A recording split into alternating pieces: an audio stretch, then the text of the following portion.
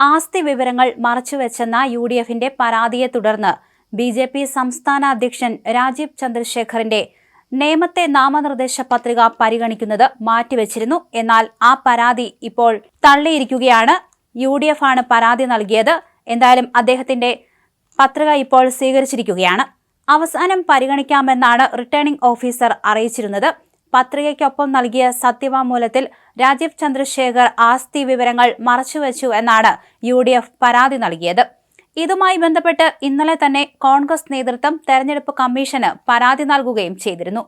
ബംഗളൂരുവിലെ കോറമംഗലയിൽ 49,000 ചതുരശ്ര അടിയുള്ള ബംഗ്ലാവിന്റെ വിവരങ്ങൾ പത്രികയിൽ മറച്ചുവെച്ചുവെന്നാണ് കോൺഗ്രസ് ആരോപണം.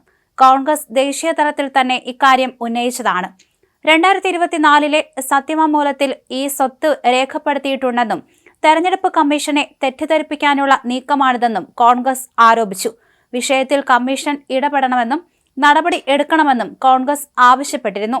ഇതിന് പിന്നാലെയാണ് പരാതി നൽകിയത്. BJPയുടെ A ക്ലാസ് മണ്ഡലമായ നേമത്ത് നേരത്തെ തന്നെ സ്ഥാനാർത്ഥിത്വം പ്രഖ്യാപിച്ച് രാജീവ് ചന്ദ്രശേഖർ പ്രചരണം തുടങ്ങിയിരുന്നു. 2016 വിജയിച്ച മണ്ഡലം 2021 BJPക്ക് നഷ്ടമായിരുന്നു.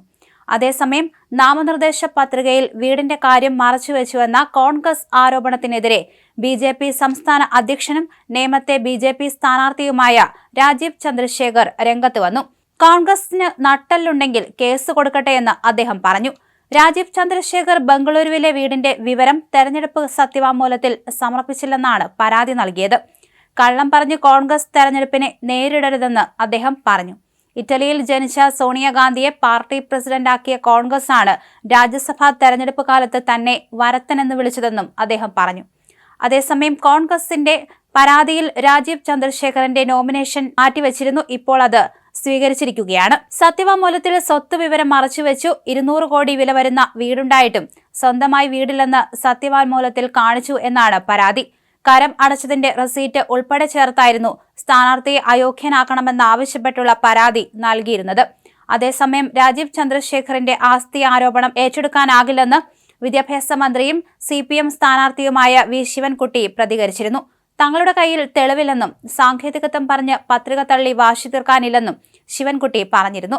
സ്വത്ത് വിവരം രേഖപ്പെടുത്തിയില്ല എന്ന് പരക്കെ സംസാരമുണ്ട്, പക്ഷേ മത്സരം നടക്കട്ടെയെന്നും അദ്ദേഹം പറഞ്ഞിരുന്നു. എന്തായാലും കോൺഗ്രസിന് ഈ ഒരു വിഷയത്തിൽ തിരിച്ചടിയാണ് കിട്ടിയിരിക്കുന്നത്. ആ പത്രിക ഇപ്പോൾ സ്വീകരിച്ചിരിക്കുകയാണ്. കോൺഗ്രസ് പരമാവധി ശ്രമിച്ചതാണ് ഇദ്ദേഹത്തിന്റെ പത്രികാ സമർപ്പണം മാറ്റിവെപ്പിക്കണമെന്നത്. പക്ഷേ ഇപ്പോൾ അത് തള്ളിയിരിക്കുകയാണ്.